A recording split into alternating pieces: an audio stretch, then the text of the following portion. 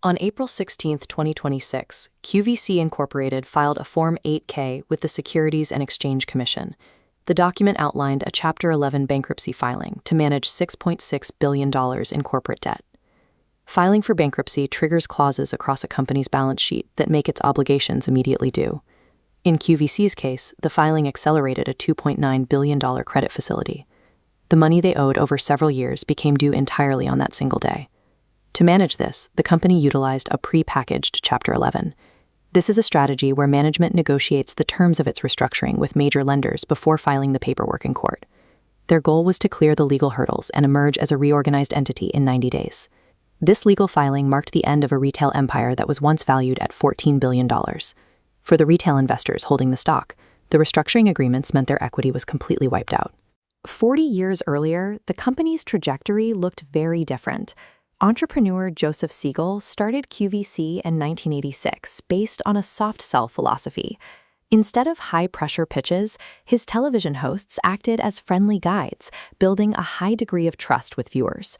The business model bypassed the retail supply chain. QVC didn't need to build or staff traditional physical stores. They turned the television sets sitting in American living rooms into a direct-to-consumer storefront.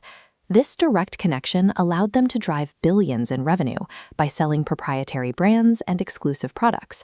Jewelry lines like Diamonique moved significant volume without the heavy overhead associated with department stores. But that profitability rested on a single structural requirement. The entire operation relied on the default existence of the American cable television bundle holding the audience's attention. As the 2010s progressed, the rise of e-commerce started eroding that attention. Sensing the threat of mobile shopping, QVC executives spent $2.4 billion in 2015 to acquire the online retailer Zulily. Management expected an easy integration, but the two businesses clashed. QVC's customers valued storytelling-driven sales, while Zulily shoppers were hunting for deep flash sale discounts.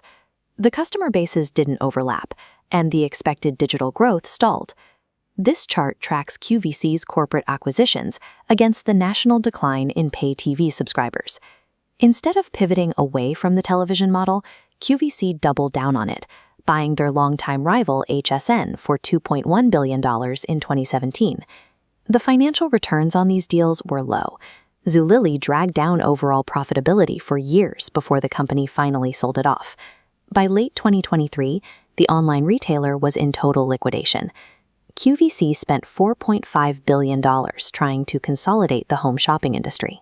That strategy loaded their balance sheet with debt at the exact moment the cord-cutting trend reached critical mass. Behind the scenes, the company's internal metrics revealed a shrinking audience. The problem was deeper than people canceling cable. The network was failing to attract new viewers to replace their core demographic.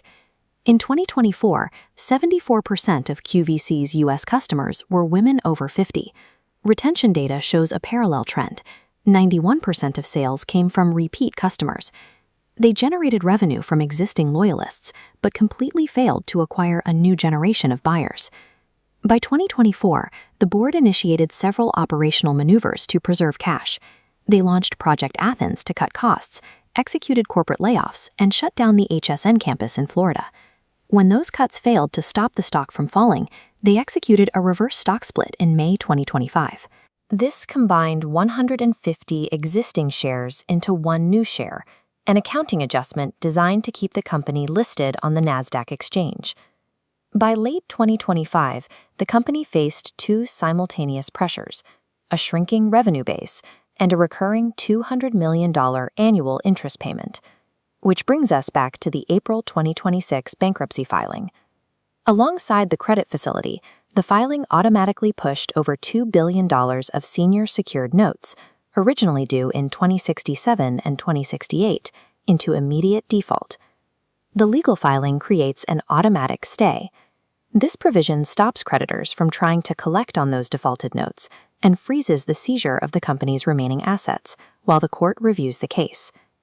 To survive, the company proposed issuing $1.3 billion in take-back debt.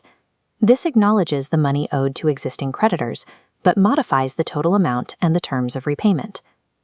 The historical version of QVC is finished.